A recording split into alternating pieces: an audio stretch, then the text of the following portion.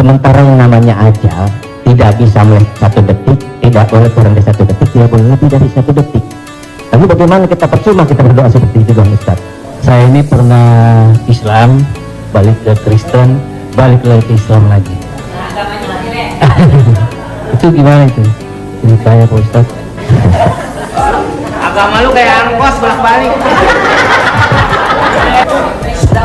Udah Pak.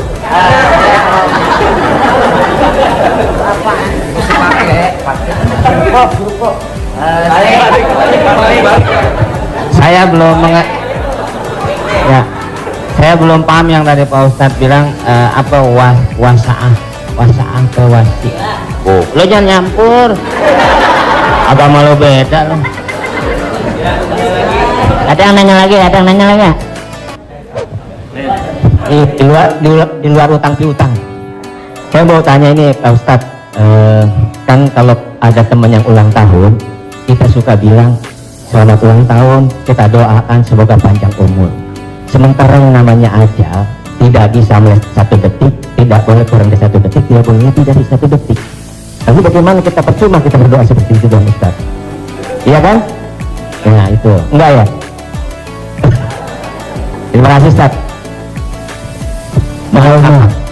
Man ahabba ayyubsata lahu fi rizqihi, siapa yang mau dilapangkan rezekinya, wa yunsa'alahu fi atharihi, mau dipanjangkan umurnya, falyasil rahimahu, hendaklah dia menyambung tali silaturahim.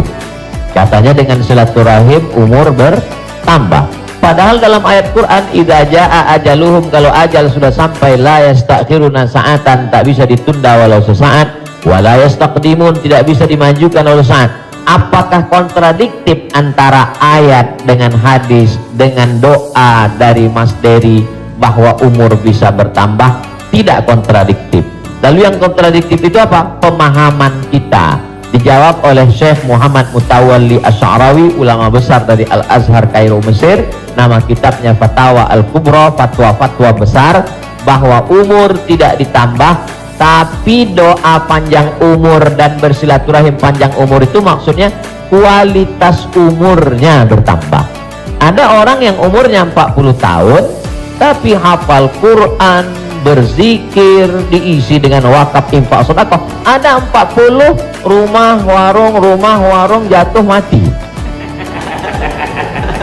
Jadi yang dimaksud kita doakan, semoga Mas Dery dan semua paski kita semua panjang umur. Maksudnya umurnya berkualitas, berisi. Itu. Wallahu a'lam.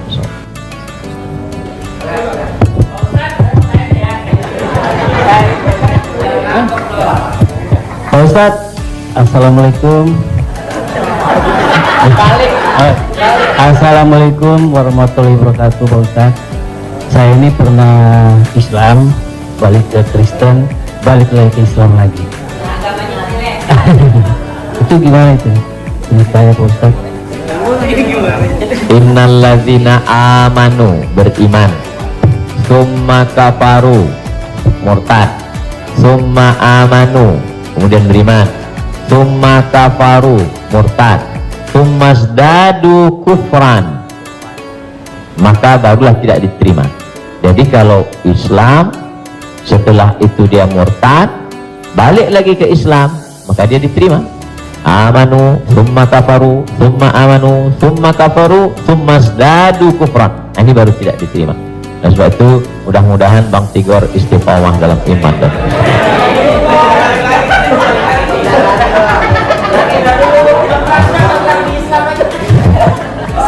Agama lu kayak angkos bolak-balik.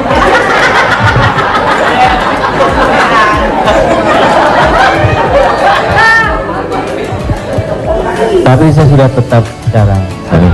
insya Allah. Saya udah umroh Ustaz. Jadi Insya Allah. Jadi Bang, jalan yang benar. insya Allah. Jadi Bang Taufik, kajian paski mungkin kerjasama dengan musyawarah supaya terus, atau kalau tidak ingin satu majelis, ustadznya nanti setelah di sana pagi misalnya, sore di paski. Kemudian ngaji ini, kalau sekedar ngaji kita nggak ada tantangan, mesti ada sosialnya. Misalnya ngumpulin beras. Jadi saya sendiri tidak hanya sekedar ngaji, saya khususkan hari Jumat kedua setiap bulan saya di Pekanbaru, hari Jumat khutbah Jumat, habis itu bagi beras ke masyarakat pelosok yang sulit. Nah, lalu siapa yang menjadi relawannya? Yaitu relawan-relawan Biker Subuhan, mantan petato, kemudian hijrah, pemuda hijrah. Karena kalau cuma ngaji, orang tidak ada tantangannya.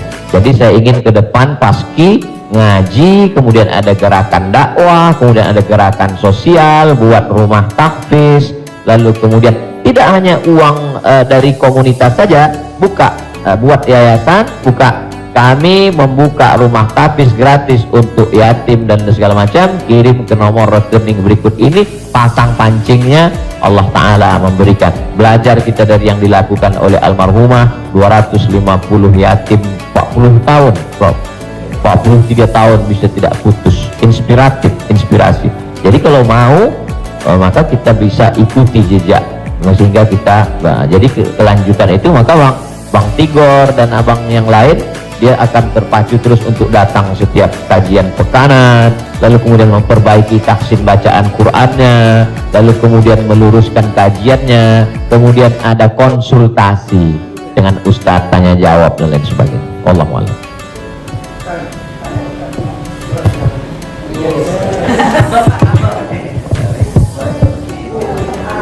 Terima kasih Pak Ustadz. Saya mau tanya tentang peminjaman uang.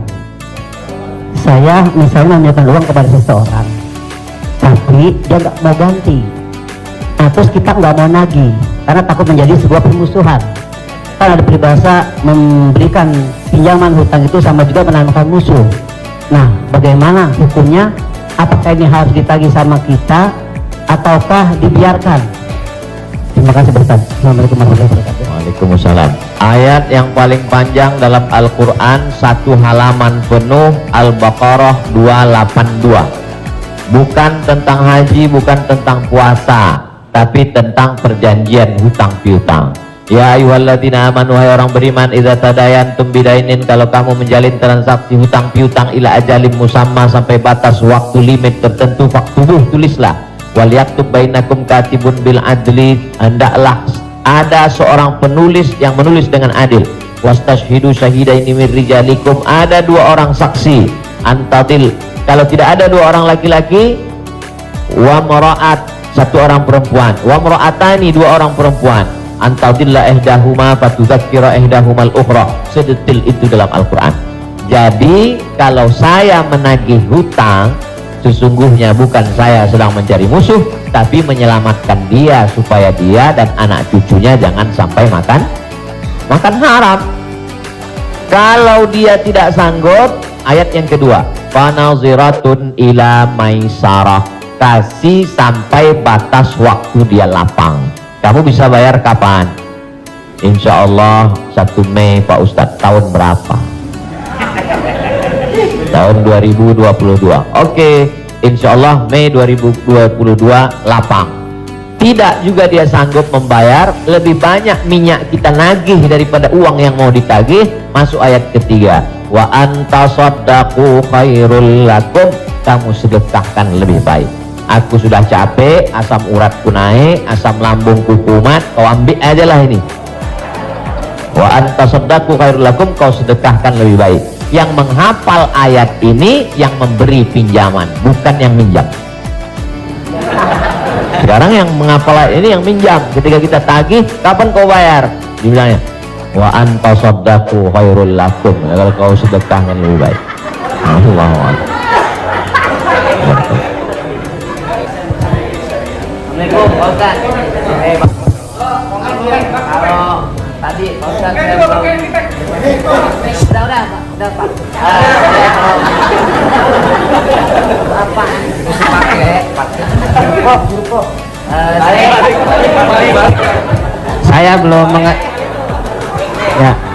Saya belum paham yang tadi Pak Ustadz bilang apa wasaah atau wasi. Oh, Lo jangan nyampur. Agama lo beda lo. Wasaah sambil bercanda apa tadi gitu. Pak Ustadz lupa ya, nanti saya jelasin lagi. Apa tadi? Wasaah kalau nggak salah. Salah siapa ini? Nggak tahu, tak ujang adanya kali. Pak Ustad. Bacanya apa? Ya itu. Wasilah. Bukan. Wasaah atau wasiah? Contoh baik, contoh buruk. Gak masalah habis dong. Ya? Sa'ah wa sa'ah. Nah, itu Pak Ustad. Sa'ah. Jadi ketika itu ucapan hadis Nabi. Ada seorang sahabat, dia datang menemui Nabi. Kenapa ketika kami duduk bersamamu ya Rasulullah di dalam Masjid Nabawi, di majelis ilmu, kami merasa dekat dengan Allah. Kami merasa takut kepada Allah. Tapi ketika kami pulang ke rumah, ketemu dengan anak istri bersenda gurau, kok rasanya beda.